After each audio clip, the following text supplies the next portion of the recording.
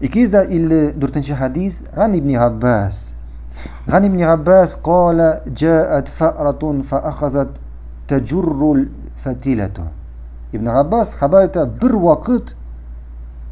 vaqt bir tishqon payg'ambarimiz o'tirgan bo'lmadami endi uydami endi bir tishqon kelib, tishqon krismi tishqonmi kelib yongan shamni ita boshlaydi, istiri boshlaydi, ita boshlaydi yonib turgan shamni, ya'ni свеча, горячая свеча istiri boshlaydi, torta boshlaydi tishqon.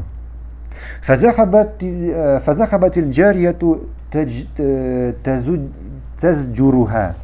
Ham shu vaqt xizmatchi xotin borib bu tishqonni qova boshlaydi tezroq. Faqala Nabiyulloh sallallohu alayhi vasallam daqiqa. Shunda Allohning elchisi ayta, qoldirdi. Ya'ni qumadi. فجاءت بها فألقتها بين يدي رسول الله صلى الله عليه وسلم على الخمرة التي كان عليها قاعدا. Ham shu vaqt bu tishqonmi, krismi, bu tishqon shu shamni itib jibarib, ya'ni tortib payg'ambarimiz o'tirgan joyga berib tushiradi shu shamni. Ham payg'ambarimiz nindir shuprakdan, nindir tostimolda, kaverda o'tiradigan bo'lar, ham shu sham shunda kelib tushadi. Fa akhraqat minha misla mawdi dirhami. Ham shu sham tushib, shu o'tirgan shuprakning bir dirham qadar idishini yondira, ya'ni teshik yasay. Faqala sallallohu alayhi va sallam idza nimtum fa'atfi'u surujakum. Shunda Allohning elchisi aytadi sallallohu alayhi va sallam, agar yiqlarga yotasiz ekan shamlaringizni so'ndirigiz. Fa inna shaytona yadullu misla hazihi ala hadha fayuhriqakum.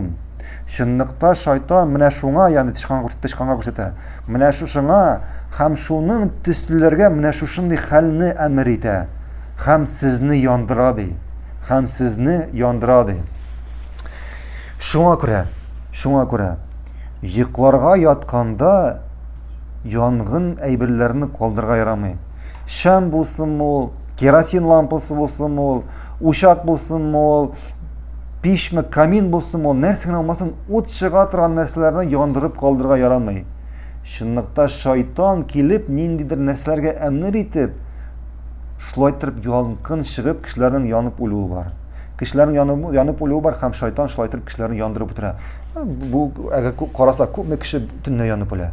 Alloh olsin. Ko'pmi kishi tunni yonib o'ladi. Balki shuning sababi shunday yong'in narsalarni qoldiruvdir. Allohu a'lam, lekin yong'in narsalarni yiqorganda qoldirga yaramay. Ham oxirgi hadis bunga 255 hadis.